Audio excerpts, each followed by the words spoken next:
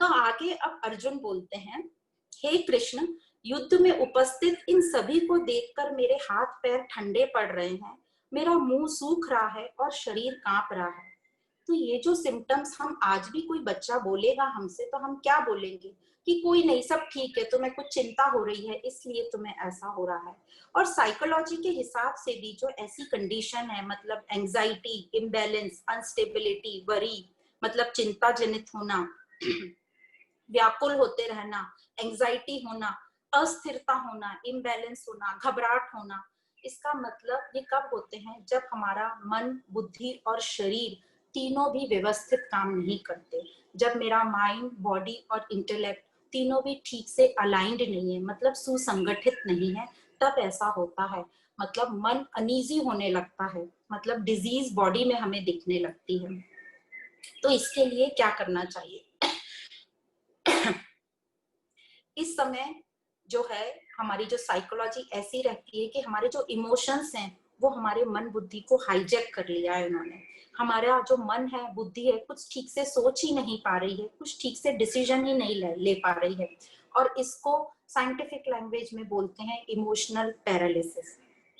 तो यदि आप डॉक्टर के पास जाएंगे ऐसे पेशेंट को लेके, तो डॉक्टर सारे टेस्ट कराएंगे और सारे टेस्ट आपके नॉर्मल आएंगे।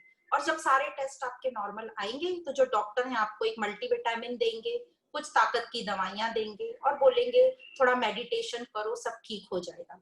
और हो सकता है यदि आपके सिम्टम्स ज्यादा हैं तो आपको एक साइकोथेरेपिस्ट के पास भेजेंगे, जो कि बहुत अच्छी बात है। यदि हमारे सिम्टम्स ठीक नहीं हो रहे तो हमने किसी का सहारा लेना चाहिए ठीक होने के लिए।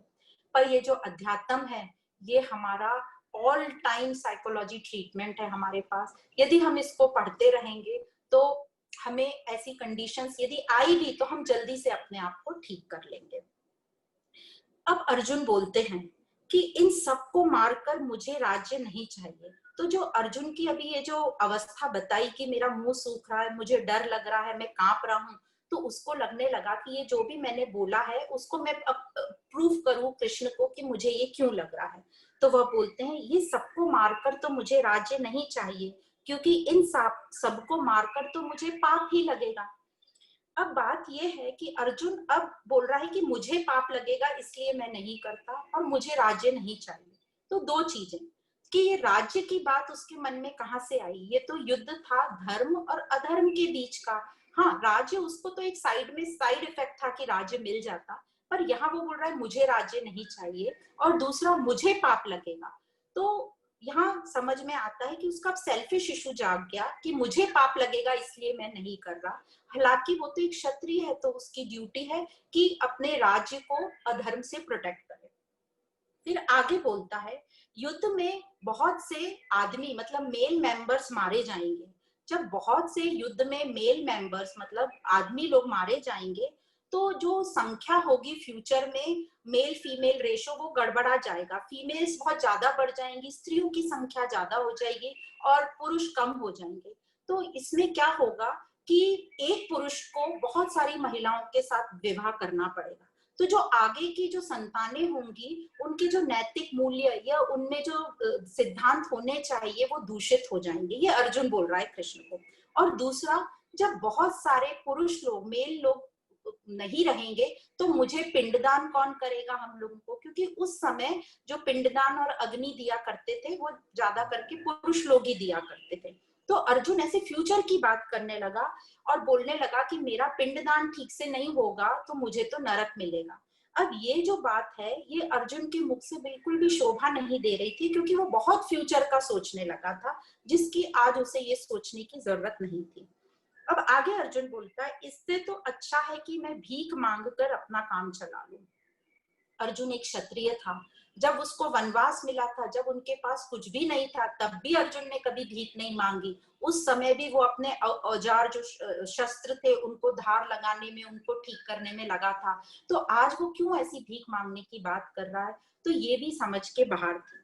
फिर वो बोलता है, ऐसे आतताइयों को तो को मारकर तो मुझे सिर्फ पाप ही मिलेगा। इससे तो अच्छा है कि वे मुझे मार दें और मैं अपने शस्त्र छोड़ देता हूँ। तो उसने बोला ऐसे अतताइयों को मारकर तो मुझे पाप मिलेगा। अतताई का मतलब क्या है?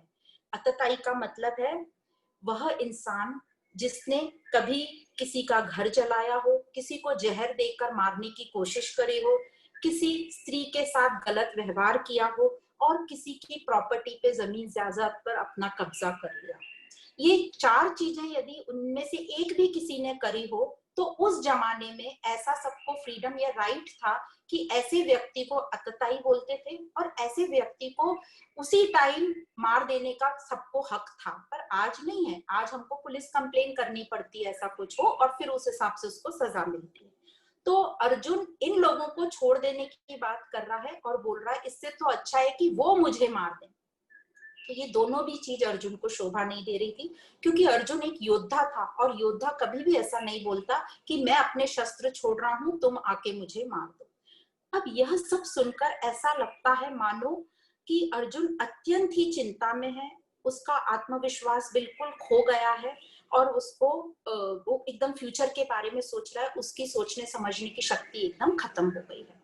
अब ये सब सुनकर कृष्ण को तो पता था कि ये जो अर्जुन बोल रहा है यह उसके क्षत्रिय स्वभाव से बिल्कुल भी मैच नहीं करता, ये अर्जुन का कैरेक्टर तो है ही नहीं, क्योंकि अर्जुन ने तो पहले भी कई बड़े बड़े युद्ध लड़े हैं और उसको जीत हासिल हुई है, वो तो एक महायोद्धा है और इतने सालों से वो तैयारी कर रहा था इस युद्ध की। इसका मतलब ये है कि वो अपना धर्म कर्तव्य भूल गया है और स्वार्थ की बात सोचने लगा है कि मुझे पाप मिलेगा, मुझे सुख नहीं चाहिए। तो यहाँ तक ऐसा बताया गया है कि अर्जुन की जो सोच है वो कैसे उसके कैरेक्टर से विपरीत जा रही है और उसके सोचने समझने की शक्ति एकदम खत्म हो गई है। अब आगे इस अध्याय में उन महान योद्धाओं के नाम और परिचय दिए गए हैं जिन्होंने इस युद्ध में भाग लिया था। अब बहुत सारे योद्धा हैं, उन सबके रिलेशन बताए गए हैं, उन सबके इंट्रोडक्शन दिए गए हैं और जैसे हम देखते हैं कैरेक्टर वाइज तो बताया गया है कि पांडवों को एकदम पॉजिटिव बताया है और कौरवों को नेगेटिव बताया है। पर कोई भी व्यक्ति एकदम 100% पॉजिटिव नहीं होता और 100% नेगेटिव नहीं होता, सब में मिलावट होती है सबकी। हाँ, कुछ अच्छाइयां किसी में ज्यादा होती हैं, किसी में कुछ बुराइयां ज्यादा होती हैं। तो मतलब हर एक व्यक्ति ग्रे जोन में रहता है, मिक्सचर है पॉजिटिव और नेगेटिव का। और पांडवों ने भी गलतियां करी थी कई बार, पर उन्होंने हम अपना जो सिद्धांत थे, जो नैतिक मूल्य थे, जो सनातन धर्म था, उसको नहीं छोड़ा था। कहीं कहीं गलती से उनसे जो छूट गया था, पर ज्यादा करके उन्होंने अपनी नैतिक वैल्यू का साथ रखा था। पर दुर्योधन ने भी बहुत से बहुत सी थोड़ी थोड़ी जगह अच्छे काम भी किए थे, पर उन्होंने कई बार अपने नैतिक मूल्यों को छोड़ दिया था। इसलिए जो पांडवों को हम ज्यादा पॉजिटिव बोलते हैं और कौरवों को नेगेटिव बोलते हैं। अब हर एक की रिस्पॉन्स बताया है कि जो परिस्थिति एक ही है, पर हर व्यक्ति कैसे वहां पर अपनी अपनी प्रतिक्रिया दे रहा है। तो जो हर व्यक्ति की जो प्रतिक्रिया है वो 3 चीज पे डिपेंड करती है, उनके 3 गुणों पर, सात्विक गुण, राजसिक गुण और तामसिक गुण। तो यहाँ पर यही बताया गया है कि कैसे ये 3 कैटेगरी में डिवाइडेड है। और प्रतिक्रिया का मतलब होता है रिस्पॉन्स, हम रिस्पॉन्स कैसा देते हैं। इसलिए साइकोलॉजी में, फिलोसफी में इस अध्याय का नाम फिलोसफी ऑफ रिस्पॉन्स भी रखा गया है।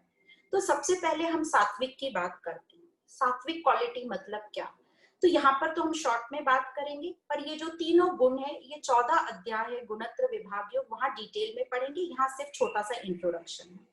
तो जो सात्विक गुण है, ऐसे व्यक्ति जिनके पास सात्विक गुण ज्यादा होता है वे प्रेरणादायक होते हैं, स्ट्रेट फॉरवर्ड होते हैं। जो भी चीज है, जैसे अर्जुन ने कृष्ण को सब चीज जो उसकी हालत थी बता दी, वो चेंज होने को तैयार रहते हैं हमेशा, और उनके मन में निस्वार्थ भाव रहता है, सेवा भाव रहता है।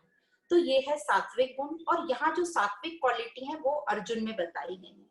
अब प्योर सात्विक नहीं है, थोड़ा सा उसमें राजसिक गुण भी है क्योंकि वो थोड़ा डरा हुआ है, और बहुत थोड़ा तामसिक भी है, पर ज्यादा उसके सात्विक गुण बताए हैं।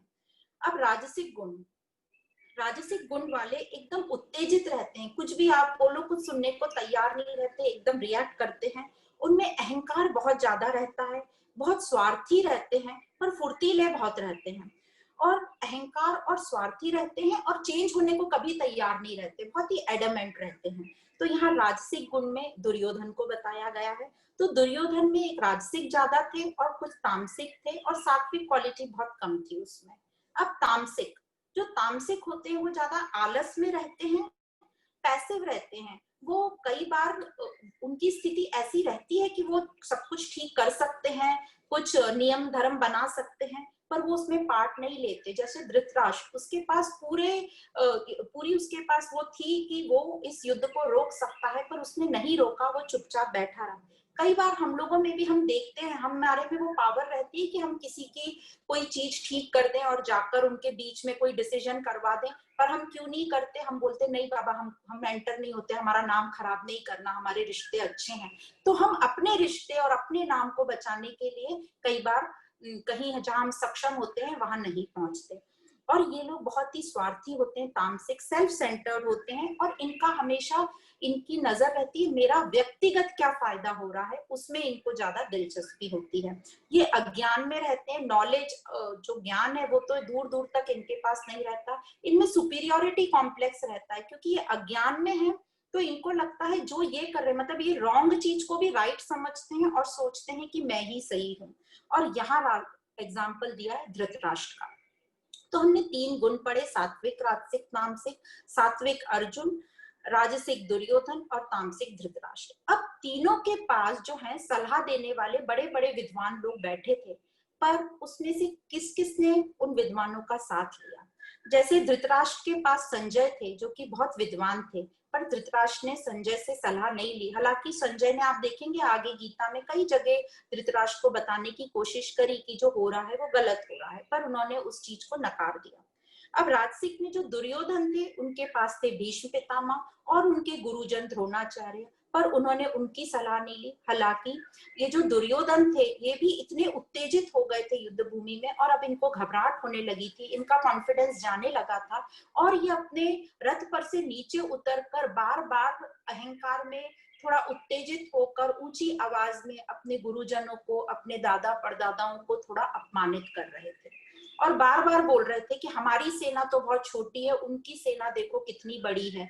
क्यों? हालांकि ऐसा था नहीं, सेना तो कौरवों की बहुत बड़ी थी, उनके पास नारायणी सेना थी श्री कृष्ण की, पर यहाँ पर पांडवों की सेना बहुत छोटी थी। पर यहाँ दुर्योधन बहुत उत्तेजित हो रहा था, और उसको बार बार अब उसका कॉन्फिडेंस लूज हो रहा था कि हम तो हारने वाले हैं, इसलिए वो इस तरह की बात कर रहा था। अब सात्विक जो अर्जुन है, उसके जो सामने थे कृष्ण, तो उसने पूरा कृष्ण का साथ लिया, उसको अपनी पूरी विपदा बताई, और वो चेंज होने को तैयार था। तो पांडवों को इसीलिए ऊपर रखा जाता है और अच्छा बोला जाता है, क्योंकि वो चेंज होने को तैयार थे, वो सरल थे, और उन्होंने स्ट्रेट फॉरवर्ड अर्जुन को, कृष्ण को बता दिया कि उनके मन में क्या क्या विपदा चल रही है। तो चेंज होने के लिए जो तैयार होता है, प्रगति उसी की होती है।